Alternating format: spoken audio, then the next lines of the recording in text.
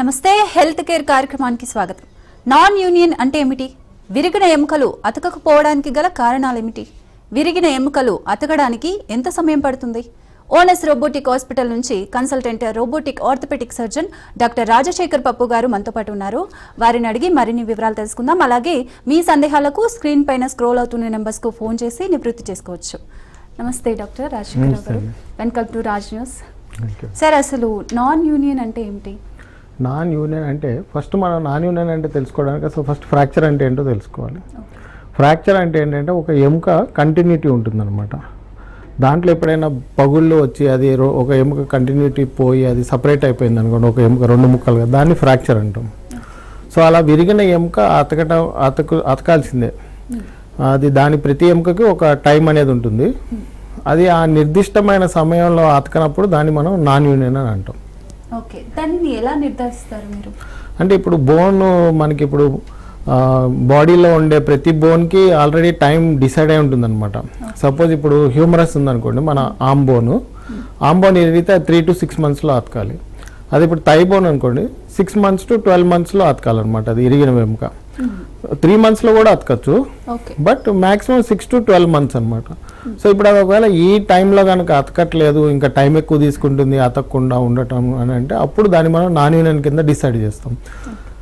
దాంతోపాటు ఏంటంటే delayed union అని కూడా అంటాం. సపోజ్ ఇప్పుడు 3 monthsలో అతకాల్సింది అతకకుండా అది కొంచెం లేట్ అయ్యి మనకి 6 monthsలో అతికింది అనుకో, దాన్ని డిలేడ్ యూనియన్ అంటాం అనమాట. సో దీంట్లో రకరకాలుగా ఉంటాయి. మనకు ఒక్కొక్క బోను ఒక్కొక్క టైంకి అతకాలి. అవి అతకనప్పుడు వాటి నిర్దిష్ట సమయానికి అవి అతకకుండా అలాగే ఉన్నప్పుడు దాన్ని మనం నాన్ యూనియన్ అంటాం. ఓకే, ఇవి అతకడానికి మనకి ఎంత సమయం పడుతుంది అంటారా నార్మల్గా?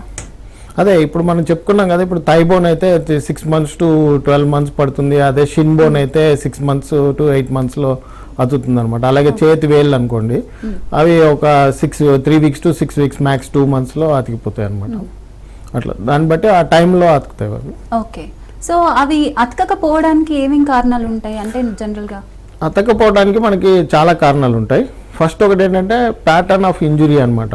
దెబ్బ తగిలినప్పుడు ఎంత సివియర్గా మనకి ఇంజురీ అయింది అని చూసుకోవాలి మనం. ఏంటంటే ఇప్పుడు ఒక ఎముక అనేది ఏంటంటే it is like A pillar. ఇప్పుడు మనం ఒక ఇల్లు కట్టినప్పుడు పిల్లర్స్ వేసి దాని చుట్టూతో గోడలు కడతాం. సో ఒక్కటే గోడలు కడితే దానికి సపోర్ట్ ఉండదు అనమాట. సో అలాగే ఎముక అనేది కూడా ఇట్స్ లైక్ ఏ పిల్లర్ అనమాట. ఇట్ సపోర్ట్స్ అండ్ ప్రొటెక్ట్స్ మన బాడీలో ఉండే అవయవాలు కానీ మజిల్స్ కానీ వాటన్నిటికీ ఫంక్షన్కి బోన్ అనమాట. సో బోన్ ఒక ప్రొటెక్టివ్ స్ట్రక్చర్గా ఉంటుంది అనమాట. సో అలాంటి బోన్ విరిగింది అంటే దాని చుట్టూతో ఉండే కండరాలు కూడా దెబ్బతింటాయి అనమాట మనకి ఇంజురీ అనే టైంలో, దెబ్బ తగిలిన టైంలో. సో మనం ఫ్రాక్చర్ అనేది ఏంటంటే it severest form of soft tissue injury అనమాట. అంటే ఫ్రాక్చర్ అయింది అంటే చాలా సివియర్గా సాఫ్ట్ టిష్యూస్ ఇంజరీ అయినాయి అని అర్థం అనమాట. ఇది ఎందుకు మనకి ఇంపార్టెంట్ అంటే ఇప్పుడు ఈ సాఫ్ట్ టిష్యూస్లోంచే మనకి బోన్కి బ్లడ్ సప్లై వస్తుంది. సో ఈ సాఫ్ట్ టిష్యూ ఎంత సివియర్గా ఇంజరీ అయితే అంత సివియర్గా బ్లడ్ సప్లై కూడా వైలేట్ అవుతుంది, బోన్కి రాకుండా ఉంటుంది. సో ఎప్పుడైతే బోన్కి బ్లడ్ సప్లై రాదో అప్పుడు ఆ ఎముక అతకదనమాట.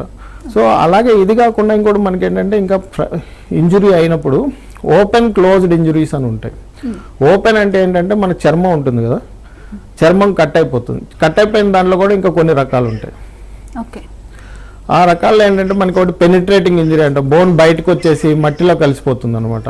అలాగే కాకుండా బోన్ ఓపెన్ ఇంజురీస్లో ఏమవుతుందంటే ఇంజరీ అయినప్పుడు చుట్టుపక్కల ఉండే మట్టి కానీ తర్వాత ఇంకా ఉంటాయి కదా క్రిమి కీటకాలు, అవన్నీ మన బాడీలోకి వెళ్ళిపోయి ఇన్ఫెక్షన్ క్రియేట్ చేస్తాయి అనమాట. ఓకే సార్, ఇప్పుడు కాలర్ రెడీగా ఉన్నారు మనకి. వెంకయ్య మీర్పేట నుంచి మాట్లాడదాం. హలో హలో వెంకయ్య గారు.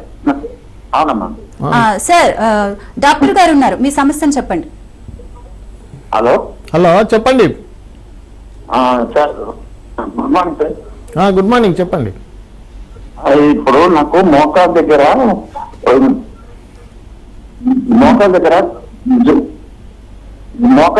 జువ్వని గుంట సార్. గుంటనా? గుంజుతుందా? మోకాల దగ్గర గుంజుతుందా? చిన్న చిన్న చిన్న చిన్నని కొడుతుంది, చిన్న చిన్న అని. ఓకే, అది మోకాల దగ్గర వస్తుందా కింద వరకు పాదం కానీ లేదంటే ఓన్లీ మోకాలు కాడ right side, back side? Right side left side right side.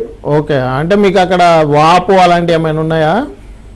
ఏం లేవు సార్, వాపు అంటూ ఏం లేవు. ఓన్లీ చిమ్మ చిమ్మ అని ఒక మంటలాగా వస్తుంది. వస్తుంది, కాళ్ళు నడవకపోయినా సరే, నడవకపోయినా వస్తుంది. పడుకున్నప్పుడు కూడా ఉంటుందా? పడుకున్నప్పుడు కూడా వస్తుంది. ఓకే, అక్కడ కొంచెం ఇన్ఫ్లమేషన్ ఉంది. సో అది ఏంటంటే మనం చూసుకోవాల్సింది ఏంటంటే, ఇప్పుడు మీ వయసు ఎంత? నాది 65 సార్. 65 అంటే జాయింట్ అరిగిపోతుంది కదా మీకు 65 ఏళ్ళకప్పుడు. సో ఆర్థరైటిస్ వల్ల కూడా ఇట్లా మంట వస్తుంది అనమాట. జోమ్ వస్తుందా, మంట వస్తుందా? మంట కాదు, జోమ్ వస్తుంది. జోమ్ అంటే అది వేరు, మళ్ళీ మంట వేరు, జోమ్ వేరు. జోమ్ అంటే అది మీ సైడ్ కడప సైడ్ తిమ్మిరిని, మా సైడ్ తిమ్మిరి అంటాం, మీ సైడ్ జోమ్ అంటారు అనమాట. జోమ్ అంటే అది తిమ్మిరి వస్తుంది. అది నడుములో ఏమన్నా ప్రాబ్లం ఉంటే, లేదంటే నరాల్లో ఏమన్నా ప్రాబ్లం ఉంటే వస్తుంది. షుగర్ ఉన్నా వస్తుంది అట్లాగా? ఓన్లీ థైరాయిడ్ ఒకటే ఉంది నాకు. థైరాయిడ్ ఒకటే ఉంది. సో ఒకసారి షుగర్ టెస్ట్ ఒకసారి అవి కూడా చూసుకొని, నడుము ఎక్స్రే చూసుకొని మనము చూడాలి అవసరమైతే నరాల్లో ఏమన్నా ప్రాబ్లం ఉంది ఏంటని. సో ఇప్పుడు మోకాలు ఉంది కదా, అక్కడ. ఓకే, అదే మీరు ఒకసారి వస్తే మనం చూడొచ్చు. మీరుపేట అంటే మా చంపాపేటలో దగ్గరే అది. మీరు హాస్పిటల్కి వస్తే మీకు కన్సల్టేషన్ అది ఫ్రీగానే చూస్తాము. చూసిన తర్వాత అప్పుడు చూడొచ్చు మనం ఏం చేయాలి అని. Okay, thank you so much Venkaiah గారు. Thanks for calling. సార్, ఇప్పుడు ఎముకల వల్ల జరిగే నష్టాలు, అంటే ఎముక విరిగినప్పుడు జరిగే నష్టాలు మనం ముందే పసిగట్టొచ్చు అంటారా? ఎముక విరిగినప్పుడు జరిగే నష్టాలని మనం ముందే పసిగట్టచ్చు. ఎట్లా అంటే, ఇప్పుడు ఎముక ఇప్పుడు ఎక్కడ విరిగింది అనే దాని మీద ఆధారపడి ఉంటుంది అనమాట, ఏ ఎముక విరిగింది అనేది. సపోజ్ ఇప్పుడు హిప్ బోన్ అనుకోండి. హిప్ బోన్లో ఏంటంటే బాల్ ఫ్రాక్చర్ అయినప్పుడు అవి అతకవు చాలా మందిలో. సో దానికి ఏంటంటే it is an emergency surgery అనమాట. 24 hours 48 hours లోపు చేసేయాలి. ఒక్కోసారి మనం సర్జరీ చేసినా కూడా అది మన కాంప్లికేషన్స్లో వెళ్తుంది అనమాట. ఆ బాల్కి బ్లడ్ సప్లై రాక అది డెడ్ అయిపోవటం, ఏవియన్ రావటము. సో తర్వాత మళ్ళీనేమో అది ఆర్థరైటిస్ వచ్చేసి హిప్ రీప్లేస్మెంట్కి వెళ్ళిపోతుంది అట్లాంటి. సో మనం ఎక్కడ ఫ్రాక్చర్ అయిందనే దాన్ని బట్టి చూసి ఒక్కోసారి ముందే పసిగట్టవచ్చు ఫ్రాక్చర్. ఇంకోటి ఏంటంటే మనకి రిస్ట్లో స్కాఫాయిడ్ బోన్ అని ఉంటుంది. అది కూడా చాలా కాంప్లికేటెడ్ బోన్ అనమాట. అది ఉండటం 2 centimeters ఉంటుంది బోన్, చిన్నది 1.5 centimeters 2 centimeters. బట్ దాని కాంప్లికేషన్స్ చాలా సివియర్గా ఉంటాయి అనమాట. సో ఫ్రాక్చర్ ఎక్కడైంది, లొకేషన్ ఆఫ్ ఫ్రాక్చర్ బట్టి ఒకటి చెప్పొచ్చు. రెండోది ఏంటంటే ఇంజురీ ప్యాటర్న్ బట్టి చెప్పొచ్చు. ఓపెన్ ఇంజురీ అనుకోండి, అది ఇన్ఫెక్షన్ వచ్చే ఛాన్సెస్ ఉంటాయి. ఇన్ఫెక్షన్ వచ్చినప్పుడు అవి అతకవు అనమాట. అలాగే ఓపెన్ ఇంజురీస్లో ఏమవుతుందంటే బోన్ లాస్ అవుతుంది. ఓపెన్ ఇంజురీ దెబ్బ తగిలినప్పుడు ఆ బోన్ ఎముక ముక్కలు ఉంటాయి కదా, ఆ ముక్కలు అటు ఇటు పడిపోతాయి. లేదంటే కమ్యూనిటెడ్ ఫ్రాక్చర్స్ ఉంటే వాటిలో అతకదని మనం ముందే పసిగట్టవచ్చు. అలాగే ఒక్కోసారి ఈ ఫ్రాక్చర్స్ అయినప్పుడు మనకి ఏమవుతుందంటే వాస్కులర్ ఇంజురీస్ కూడా అవుతాయి. సో ఆ వాస్కులర్ ఇంజరీస్, నర్వ్ ఇంజరీస్ అవన్నీ కూడా ఉంటాయి. ఫ్రాక్చర్ ప్యాటర్న్ బట్టి మనకి ముందే పసిగట్టచ్చు. ఇక్కడ ఈ పేషెంట్కి మనకి బ్లడ్ వెజల్ ఇంజరీ ఉంటుంది కాబట్టి చూసుకొని దీన్ని జాగ్రత్తగా మేనేజ్ చేయాలి అని మనం ముందే పసిగట్టవచ్చు. ఓకే, నాన్ యూనియన్ ఉన్న వాళ్ళకి షుగర్ ఉందనుకోండి, సో వాళ్ళకి ఎలాంటి నష్టాలు ఉంటాయి? షుగర్ ఉండి నాన్ యూనియన్ ఉండటం వల్ల పెద్ద ప్రాబ్లం ఉండదు. బట్ షుగర్ వల్ల ఒక్కోసారి అది నాన్ యూనియన్కి పోతుంది అనమాట. సో మనం ఏంటంటే షుగర్ ఉండటం వల్ల ఏంటంటే టిష్యూ మెటబాలిజం అంతా ఇన్సులిన్ మీద ఆధారపడి ఉంటుంది. సో ఇప్పుడు ఇన్సులిన్ డెఫిషియన్సీలో వాళ్ళకి షుగర్ వచ్చినప్పుడు టిష్యూ మెటబాలిజం దెబ్బతిని అది అతకదు ఎముక. అప్పుడు ఏం చేయాలి అంటే మనం షుగర్స్ టైట్ కంట్రోల్ పెట్టాలి. ఏదైనా ఒకవేళ అన్కంట్రోల్ డయాబెటీస్ ఉంటే ఇన్సులిన్ పెట్టి దాన్ని కంట్రోల్ చేసి, అట్లాగే దానికి ఫిజియోథెరపీ అవి చేస్తే హీల్ అవుతుంది. ఓకే, ఇప్పుడు ఇన్ఫెక్టెడ్ నాన్ యూనియన్స్ వచ్చిన వాళ్ళకి ఏ విధంగా ఉంటుంది? ఇన్ఫెక్టెడ్ నాన్ యూనియన్ మేనేజ్మెంట్ అంతా డిఫరెంట్గా ఉంటుంది అనమాట. ఏంటి అంటే నాన్ యూనియన్ ఉంటుంది ప్లస్ ఇన్ఫెక్టెడ్ నాన్ యూనియన్ ఉంటుంది. నాన్ యూనియన్ ఏమవుతుందంటే దాంట్లో అక్కడ ఏమి ఇన్ఫెక్షన్ ఉండదు. సో మనం ఏం చేయొచ్చు అంటే ఈ నాన్ యూనియన్స్లో మనము లోపల మెటల్ పెట్టచ్చు, అట్లాగే అక్కడ గ్రాఫ్ట్ పెట్టచ్చు అనమాట. గ్రాఫ్ట్ అంటే ఇప్పుడు ఆ డిఫెక్ట్ ఉంటుంది కదా, మనం ఆ బోన్ ఎండ్స్ అతకని ముక్కలు ఉంటాయి కదా, అవి ఆ ఎండ్స్ని మనం క్లియర్ చేయాలి. బ్లీడింగ్ బోన్ వచ్చేదాకా క్లియర్ చేసిన తర్వాత ఆ గ్యాప్ వస్తుంది, ఆ గ్యాప్లో బోన్ పెట్టాలన్నమాట. ఆ బోన్ మనం ఇక్కడ పెల్విస్ నుంచి తీసి పెడతాం, మనకి అది ఒక రిజర్వ్ లాగా ఉంటుంది బాడీలో. అట్లా కాదు అంటే ఆ బోన్ డిఫెక్ట్ పెద్దగా ఉంది అంటే దానికి వేరే పద్ధతులు ఉంటాయి. మన డిస్ట్రాక్షన్ ఆస్ట్రోజెన్సిస్ అని ఇలిజారో పద్ధతి కానీ లేదంటే ఎల్ఆర్ఎస్ పద్ధతిలో కానీ మనం బోన్ని పొడుగు చేసి రాడ్ కూడా పెడతాం ఒక్కోసారి. సో దానికి డిఫరెంట్ పద్ధతుల్లో చేయొచ్చు. సో ఇది నాన్ ఇన్ఫెక్టివ్ నాన్ యూనియన్ అనమాట. ఇన్ఫెక్టివ్ నాన్ యూనియన్ వచ్చేసరికి అది ఏంటంటే it's entirely different ball game. దాంట్లో ఏంటంటే మనకి ఇన్ఫెక్షన్ అనేది ఏంటంటే క్లియర్ అవ్వాలి ఫస్ట్.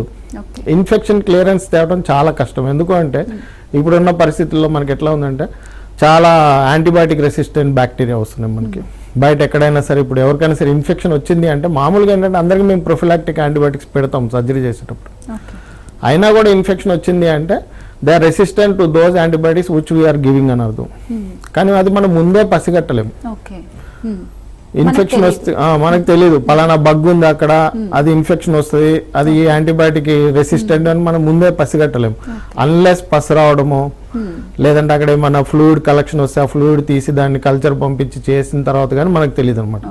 సో ఈ ఇప్పుడున్న పరిస్థితులు ఏంటంటే లెఫ్ట్ రైట్ యాంటీబయాటిక్స్ వాడేస్తారు. ఏంటంటే మనకి సిటీస్లో ఇప్పుడు ఊర్లలో అక్కడ ఏంటంటే చాలా నాన్ మెడికల్ పీపుల్ ఉంటారు అనమాట who treat diseases. Okay. So వాళ్ళు ఏం చేస్తారంటే వాళ్ళు ఒక పద్ధతి అనేది లేకుండా ఒక కంట్రోల్ అనేది ఉంది. ఇప్పుడు మాకు హాస్పిటల్ ఏంటంటే మేము ఏదైనా యాంటీబయాటిక్ పెడుతున్నాం అంటే higher and antibiotic have to give an explanation why I'm using this antibiotic. So వాళ్ళకి ఆ కంట్రోల్ ఏమి ఉండదు. వాళ్ళకి తెలిసింది వాళ్ళు ఇచ్చేస్తారు, వాళ్ళకి ఏదైతే ప్రమోట్ చేస్తారో వాళ్ళు ఇచ్చేస్తారు అక్కడ. So non medical, not MBBS వాళ్ళు కాదు. సో మన ఊర్లలో నాన్ మెడికల్ వాళ్ళు చాలా మంది డాక్టర్లు అని చెప్పుకొని ట్రీట్మెంట్ చేస్తూ ఉంటారు. సో అప్పుడు మనకి ఏమవుతుందంటే దాంట్లో మల్టీ డ్రగ్ రెసిస్టెన్స్ వచ్చేస్తుంది.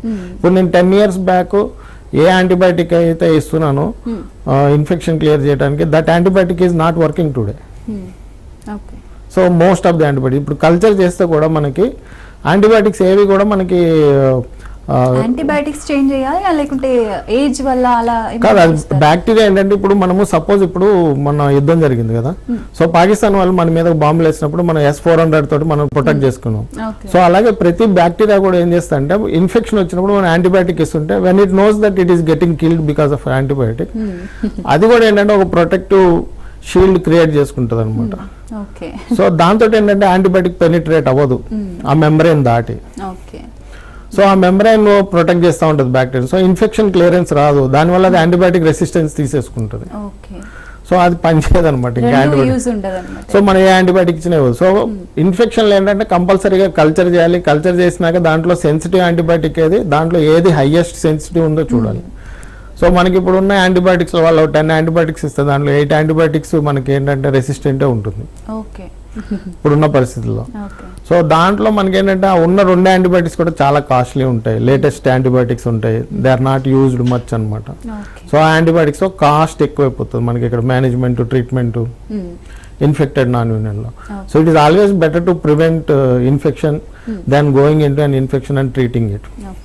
సో ఫస్ట్ థింగ్ ఇది అనమాట ఇన్ఫెక్షన్ క్లియరెన్స్. ఇన్ఫెక్షన్ క్లియరెన్స్ రాకుండా మనకి ఎముక అతకడం అనేది జరగదు. సో దాంట్లో అక్కడ ఇంకోటి ఏంటంటే డెడ్ బోన్ ఉంటుంది ఇన్ఫెక్షన్లో. ఆ డెడ్ బోన్ అంతా తీసిన తర్వాత గ్యాప్ వస్తుంది. ఆ గ్యాప్ ఒక్కోసారి 10 centimeters, 15 centimeters, 20 centimeters కూడా ఉంటుంది మనకి గ్యాప్. ఆ గ్యాప్ అంతా ఫిల్ చేయాలి. అంత గ్యాప్ ఫిల్ చేయాలంటే మనకి బోన్ దొరకదు, మనకి మన బాడీలో ఉన్న బోన్ కూడా సరిపోదు.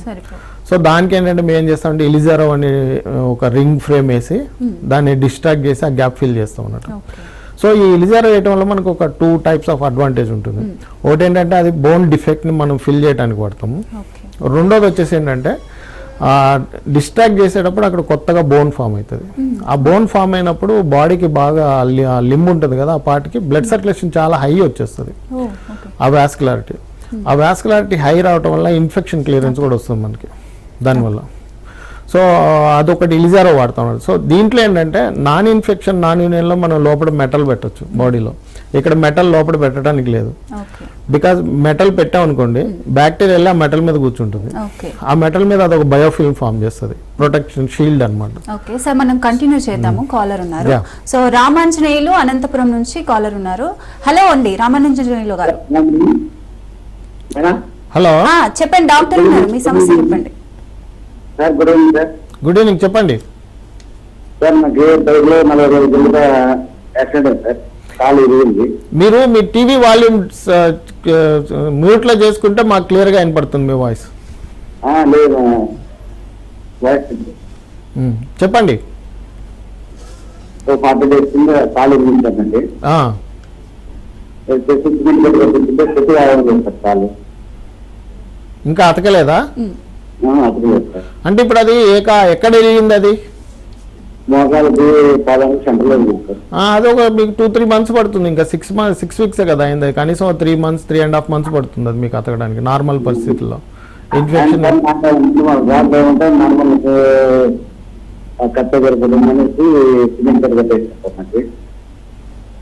ఏమంటున్నారు?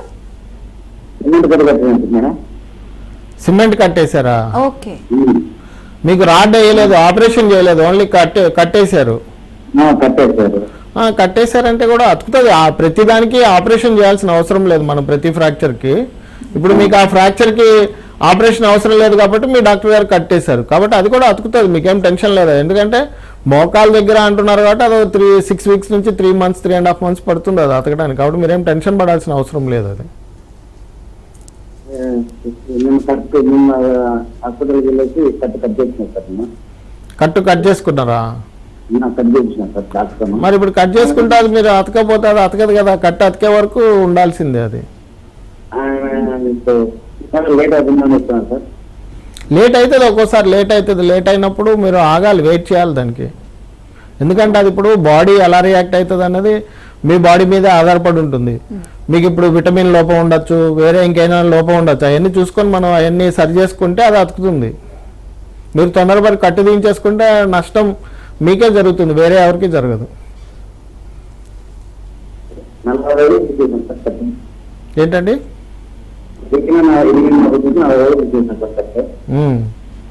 ఒకసారి మీ రిపోర్ట్స్ అవి మాకు పంపించండి, మేము చూస్తాం. మీకు తర్వాత కాల్ చేస్తారు, మీ రిపోర్ట్స్ అవి పెట్టండి, మేము చూస్తాం ఒకసారి. ఓకే రామాంజనేయులు గారు, ఒకసారి మీరు హాస్పిటల్ని విజిట్ అవ్వండి, మీకు తెలుస్తుంది. అంటే మీరు కట్టు విప్పేసాను అంటున్నారు కాబట్టి ఒకసారి హాస్పిటల్కి వచ్చి మళ్ళీ రీచెక్ చేసుకోండి అసలు అది అతికిందా లేదా అని చెప్పేసి. Thank you so much for calling sir. అసలు సిమెంట్ కట్టు అని అన్నారు ఇప్పుడు, సో ఏంటి అది ఎప్పుడు కడతారు? సిమెంట్ అంటే అది సిమెంట్ కాదు, ప్లాస్టర్ ఆఫ్ ప్యారిస్. అది ఓకే, పిఓపి. ఆ పిఓపి ఏంటంటే అది ఫ్రాక్చర్ అయినప్పుడు ఎవరెవరికైతే ఆపరేషన్ అవసరం లేదో వాళ్ళందరికీ వేస్తాం మేము. అది ఫ్రాక్చర్ పొజిషన్లో ఉంటుంది, అది ప్రాబ్లం ఉండదు. సిమెంట్ కట్లు అతికిపోతుంది అంటే దాంట్లో ప్లాస్టర్లో వేసి పెట్టేసి దాన్ని కట్టేసేస్తే పొజిషన్లో పెడితే అది హీల్ అయిపోతుంది. ఓకే, సో వాళ్ళు హాస్పిటల్లోనే తీసుకున్నారు.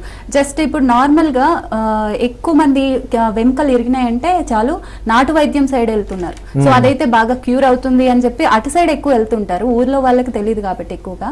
సో మీరు దాని గురించి ఏం చెప్తారు, అది వర్కౌట్ అవుతుంది అంటారా? నాటు వైద్యం అనేది ఇప్పుడు ఒకటి చెప్తున్నా చూడండి, ఎముక ఇరిగిన ఎముక ప్రతిదీ అది అతకాల్సిందే. అంటే వాన పడినప్పుడు తగ్గాల్సిందే అన్నట్టు విరిగిన ఎముక అతకాల్సిందే. కానీ అది ఎలా అతుకుతుంది అన్నది మనకి తెలీదు, because we are not medical professional. So medical professional దగ్గరికి వెళ్తే వాళ్ళు అది సరైన పొజిషన్లో ఉందో లేదో చూస్తారు, చూసి దాని పొజిషన్లో పెడతారు. ఇప్పుడు అక్కడ వాళ్ళు ఏం చేస్తారంటే వాళ్ళు వేడి మసాజ్ చేస్తారు, ఆయిల్ పోసి వ్యాక్స్ పూసి మసాజ్ చేస్తారు. ఆల్రెడీ ఇంజురీ అయ్యింది, అక్కడ లోపల బ్లీడ్ అయింది. సో మీరు ఇంకా మసాజ్ చేస్తే ఏమవుతుంది అంటే టిష్యూ డ్యామేజ్ ఇంకా ఎక్కువ అవుతుంది. తర్వాత వాళ్ళు ఏం చేస్తారు, టైట్ గా కట్లు కడతారు. ఆ టిష్యూ డ్యామేజ్ అయినప్పుడు ఏమవుతుంది అంటే రియాక్టివ్ గా స్వెల్లింగ్ వచ్చేస్తుంది, వాపు వస్తుంది. వాపు ఎక్కువైనప్పుడు ఆ కట్టు టైట్ అయిపోయి బ్లడ్ సప్లై రాదు చేతికి కానీ కాలుకి కానీ. సో అప్పుడు కాలో చేయో తీసేస్తాము. మీ దగ్గరకు వచ్చినప్పుడు అంటే ఇప్పుడు లేట్ గా వస్తే తీసేస్తాం, ఒకవేళ టైంకి వస్తే తీసేసి దాన్ని డీకంప్రెషన్ చేస్తాం మేము. కంపార్ట్మెంట్ సిండ్రోమ్ వస్తే దాన్ని డీకంప్రెస్ చేస్తే లింబ్ సేవ్ అవుతుంది. కొంతమంది ఏంటంటే వాళ్ళు ఇప్పుడు వాళ్ళు అక్కడికి వెళ్తారు, వాళ్ళు మెడికల్ పర్సన్ కాదని వాళ్ళకి తెలియదు కదా. సో వాళ్ళు చేసింది కరెక్టే అనుకుని ఏదో నొప్పి వస్తుందని వెయిట్ చేస్తారు, ఎందుకు వస్తుంది నొప్పి ఏమైతుంది ఏంటి అని. సో దాంట్లో వాళ్ళకి ఏమైతే డిలే అయిపోతుంది.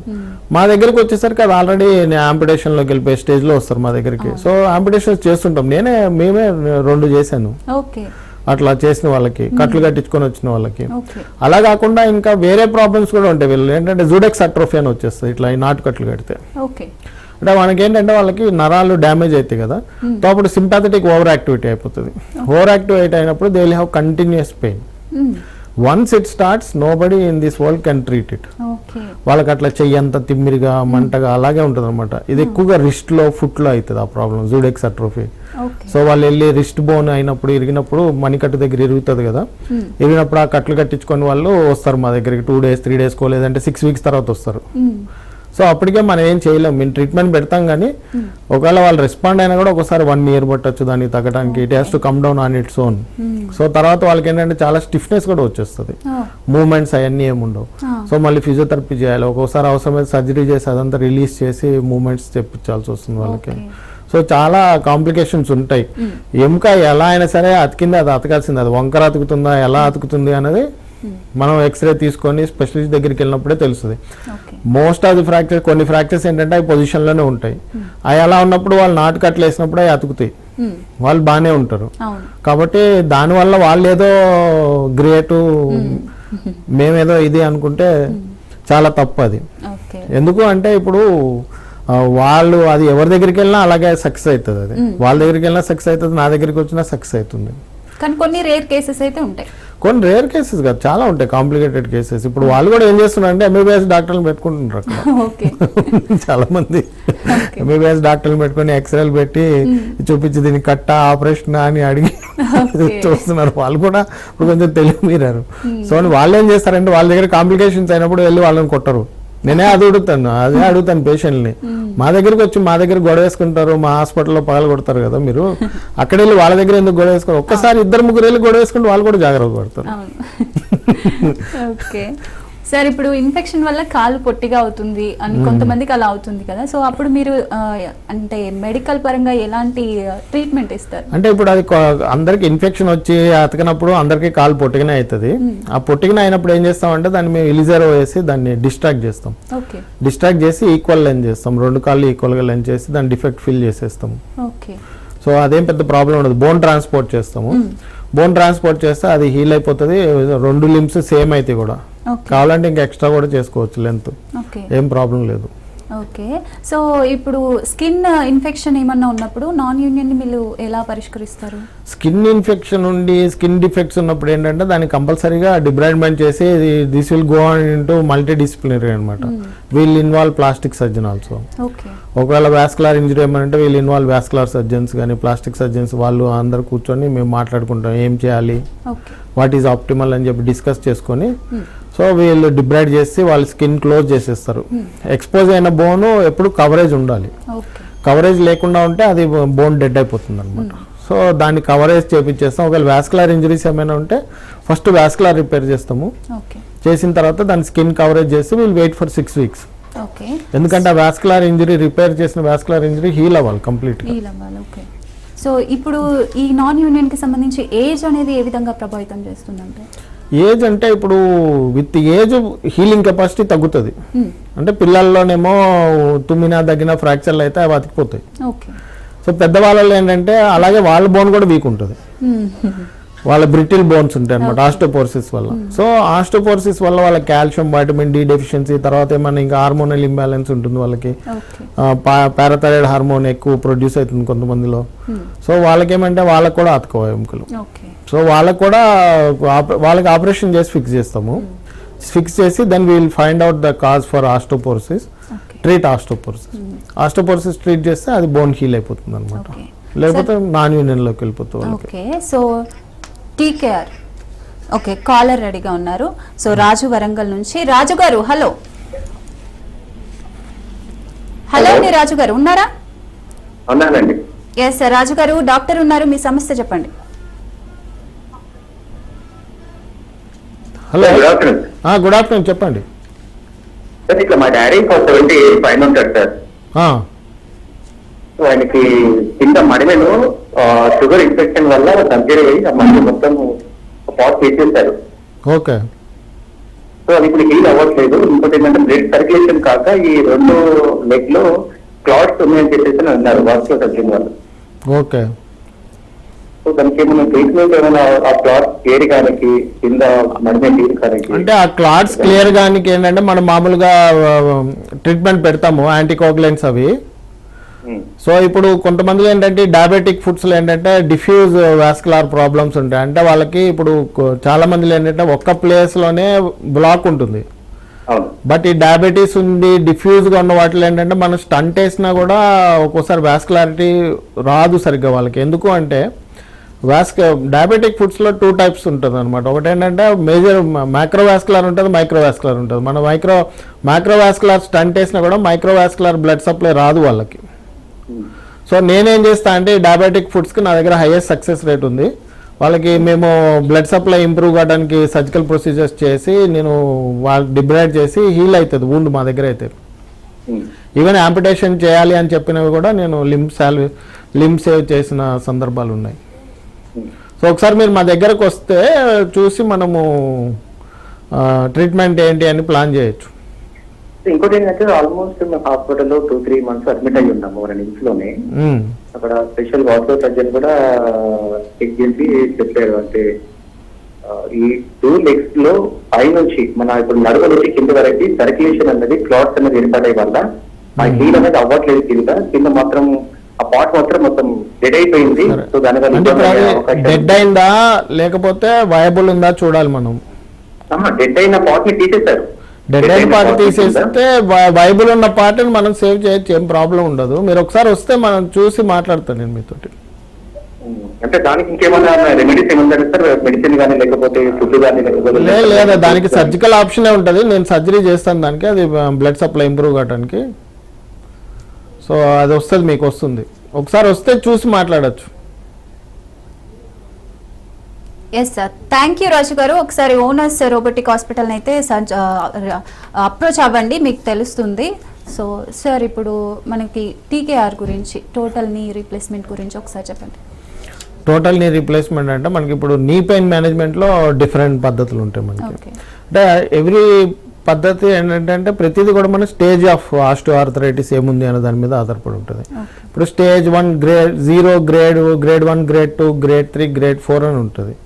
సో ఇప్పుడు గ్రేడ్ 1లో ఏంటంటే ఎవరు మా దగ్గర రారు, ఎందుకంటే వాళ్ళకి ఎప్పుడో ఒకప్పుడు పెయిన్ వస్తుంది, but they will not have pain also. Grade 1లో మా దగ్గరకు వచ్చేసరికి వాళ్ళు గ్రేడ్ 2, గ్రేడ్ 3లో ఉంటారు. గ్రేడ్ 2లో ఏమవుతుందంటే మనం మెడిసిన్స్ పెడితే వాళ్ళు రెస్పాండ్ అవుతారు, పెయిన్ తగ్గిపోతుంది వాళ్ళకి. Okay, but that is the best stage. ఏమైనా చేయాలి అంటే నీ ప్రిజర్వింగ్ సర్జరీస్ చేయాలి అంటే దట్ ఈస్ బెస్ట్ స్టేజ్ అనమాట. చాలా మందికి ఏంటంటే ఈ స్టేజ్లో కాళ్ళు వంకరుండి కరుగుతుంది అనమాట. అంటే నీ ఆస్టియోఆర్థరైటిస్ అనేది ఏంటంటే that is because of improper biomechanics.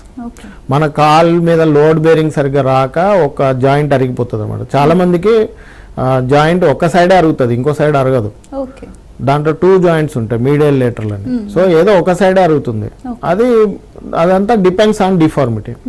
So ఆ డిఫార్మిటీ కరెక్షన్ చేసుకుంటే ఈ స్టేజ్ 2లో వాళ్ళకి దే విల్ హ్యావ్ లైఫ్ ఎక్కువ ఉంటుంది అనమాట జాయింట్కి. That stage we can do joint preserving surgeries. Joint preserving సర్జరీస్లో మనం మొజాయిక్ ప్లాస్టీ చేయొచ్చు, కార్టిలేజ్ కల్చర్ చేసి కార్టిలేజ్ పెట్టచ్చు, ఆస్టోటమీస్ చేస్తాము డిఫార్మిటీ కరెక్షన్స్కి, and they are very good results. 20 years 25 years survival ఉంటుంది అనమాట. కానీ మనం ఆ టైంలో చెప్పినప్పుడు వాళ్ళు చేయించుకోరు. తర్వాత సెకండ్ స్టేజ్ వచ్చేసి గ్రేడ్ 3 ఉంటుంది మనకి. గ్రేడ్ 3లో పెయిన్ ఉంటుంది, ఒక్కోసారి కంటిన్యూస్ ఉండొచ్చు, లేదంటే most of the time they will have pain. This stage also when we give them option of going for any joint preserving surgeries they don't agree.